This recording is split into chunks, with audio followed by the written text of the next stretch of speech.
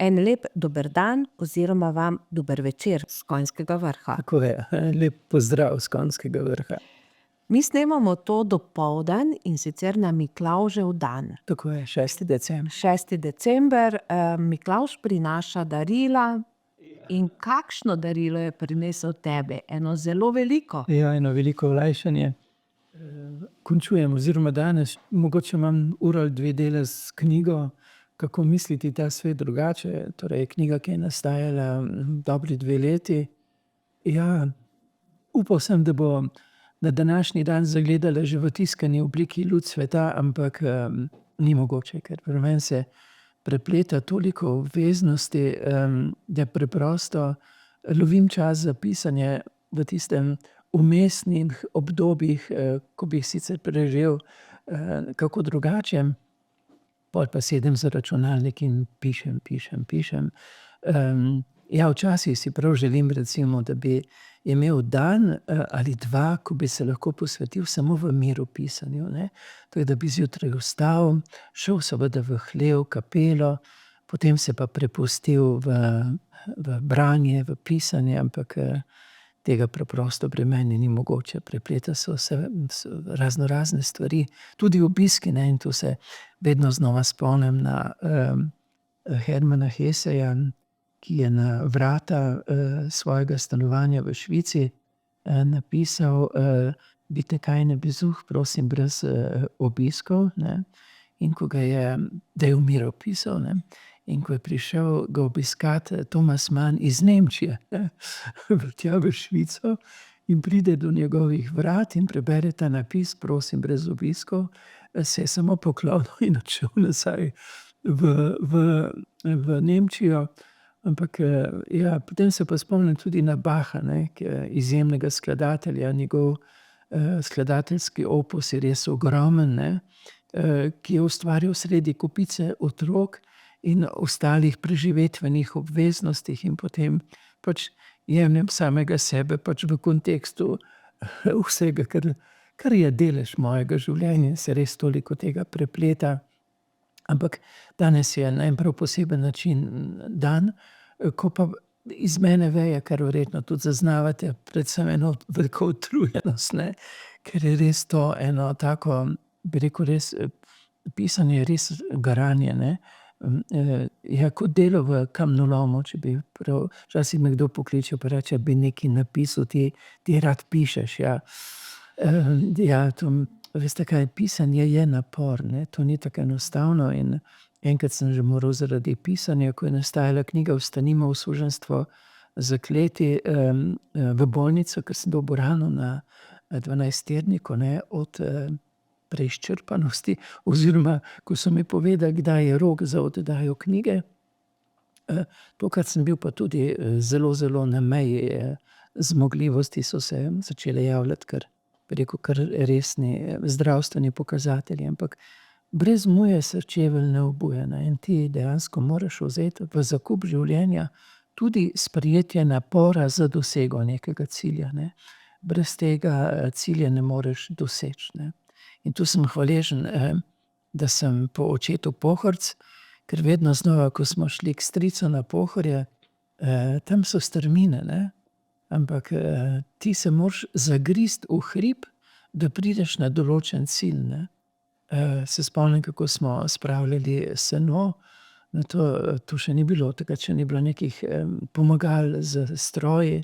Ja, mogel si se zagristi v strmine in delati v vročini in sprejeti napore, in potem je bilo veselje ob dosegu cilja toliko večje, ne. Ampak ob teh naporih je dobro imeti pa tudi neko sproščenost, poiskati nekaj lahkotnega, lepega, ker sicer bi verjetno knjiga odražala samo tisto temno stran naporov. Verjetno se bi v pisanju tudi to poznalo, če ne bi vmes poiskal še nekaj lahkotnega. Pri meni je to kapela pa štala, ne. To je tisto, kar je sprostitveno, ampak je pa fino, ne, da predvsem hlev, ne, to je obveznost, ne, ker drugače bi recimo si to ne bi privoščil, ne. ker bi hotel končati, ker bi hotel delati, ker bi hotel do konca postoriti in bi potem goljufal. To pa dobro je, da si človek nastavi nekaj takega, kar je obvezno, je pa prijetno, ne. In živali so lahko tukaj res eni taki rešitelji oziroma mogoče kdo, ki naj spremlja, rad kuha, ne, tudi skuhati je treba, ali pa gre na vrt, se sprosti na vrtu, gre obiskat soseda, ne, ker je mogoče vreden, potreben obiska, pa se ne usede v avto, ampak gre peš, ne. Nastaviti si je potrebno tisto, kar pa te vmes sprosti, ne, kar te umiri, kar ti da tiste moči, da pa zmoreš nadaljevati, ne. Prej sem omenjal Bacha, pravi, da je pavza v skladbi zelo, zelo pomembna, ne, da je celo odločujoča. Ja, tudi v našem življenju so pavze kar precej odločujoče, ne, da potem lažje nadaljujemo, ne. Zdaj pa seveda je fino, če so pavze tolikšne, da ne pride do preutrujenosti, ne. To je pa seveda odvisno od človeka, ali se toliko spoštuje, da ima takšne pavze, ali se pa ne. To moram še sam narediti kakšne korake k ovrednotenju spoštovanja samega sebe malce bolj v tej smeri. No, in zdaj knjiga je skoraj dokončana. Ja. Midva z Žigom sva malo te zmotila pri tem. Sem prav vesel, to je tista prijetna pavza, ne. Da sem jo pričakoval z velikim veseljem, ker drugače, ker potem je tako, ko ti delaš, pa z napetostjo, ne, samega sebe. In potem so te pavze, recimo ob kavici, pa klepetu, pa dobri druščini, so prav dobrodošle, ne. So tisti sprostitveni trenutki, ki ti potem dajo moč, da nadaljuješ. Ja, pa ko gre proti koncu, te že samo po sebi vleče. No, želela sem te povprašati to, zdaj si na koncu. Ozrimo se malo na začetek, kako sploh knjiga nastaja? Kako poteka pri tebi? Knjiga te mora poklicati oziroma vsebina te mora poklicati, ne. Sam pišem to knjigo, kako misliti ta svet drugače ob 250-letnici šolske obveznosti. Lotevam se koncepta tega načina poučevanja. Torej sama to te mora poklicati. Ko te nekaj kliče, imaš že nekaj točk, recimo nekaj poudarkov, ki so te poklicali, in to si zabeležiš. Jaz si to napišem, na začetku ne napišem kazalo, ne.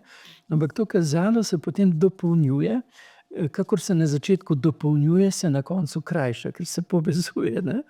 In potem je treba delati, ne. Potem je treba študirati, potem je treba brati, potem je treba raziskovati, ne. Tudi tukaj ozadja koncepta šolske obveznosti, zakaj je bil sprejet ravno takšen koncept. To so zelo, zelo zanimive stvari, ne. Ja, in potem je treba delati in je treba pisati in je potrebno imeti disciplino, ne. To je zelo dobro, recimo, da ja, starš je fino, če privošči otroku tudi, bi rekel, sprostitvene trenutke. Ampak obenem pa mora otroka navaditi tudi na sprejem naporov, ne. To so mi rekli mladi v komuni. Vztrajnost, potrpežljivost, ne. Oni so še dodali skromnost. To je preventiva pred zasvojenostjo. Ker ko ti se navadiš vztrajati, ko si potrpežljiv, si na koncu vedno nagrajen z naravno dozo hormonov, endorfinov, ne. In nimaš tolikšne skušnjave, da bi posegal po tistih usodnih substancah, ki umetno povzročajo to, ne. Tako da je treba navajati na napore, ne. Ko nekdo nekaj zmore, mora. Tudi mora sprejeti določen napor. Tisto napačno smiljenje, recimo, ja, si bogi, bom jaz namesto tebe storil, ne. Ko zmoreš, moraš, ne.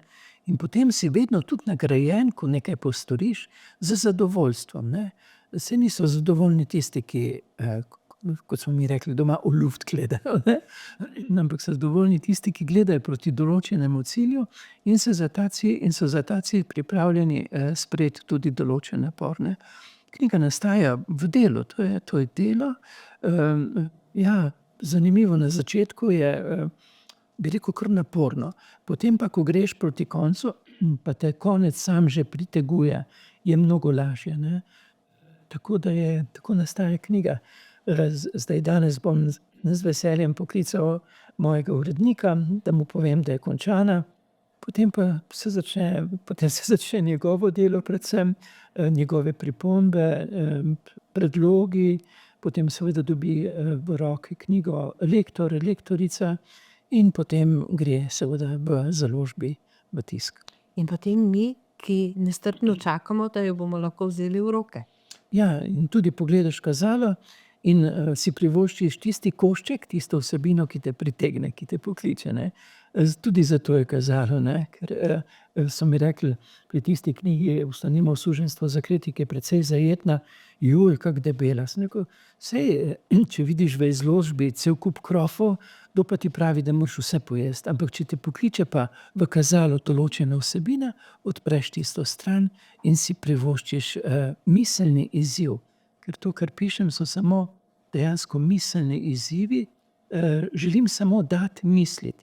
Ne želim, da bi mislili, kot zapišem, ker je to samo miselni izziv in to tudi vedno poudarim. Mi moramo drug drugemu pomagati misliti naprej. Če pa dejansko bi si domišljal, da pa imam jaz zdaj resnico, bi pa misel zapiral, ne. To je napačno, ne, ampak je treba, ne, to je tudi problem izobraževalnega koncepta, ne. Mi moramo samo dati misliti, naučiti kreativno razmišljati dopolnjujoče, sodelujoče, ne. To je ena smer, v kateri se bomo zvadili in potem bomo družno zmagoviti. In kdaj približni, to zagotovo vse zanima, bomo lahko to knjigo vzeli v roke? Ja, veliko je seveda od urednika in lektorice, po moje čez kake 3 mesece, upam, ne. Ja. Se pravi, za pomladi se že veselimo. Ja, tudi jaz. In ko bova čisto svežo tukaj predstavila. Zagotovo z velikim veseljem, pa še v Šmarju verjetno. Seveda v Šmarju, tako. Za zdaj pa samo en lep pozdrav. Miklavžev pozdrav iz Konjskega Vrha.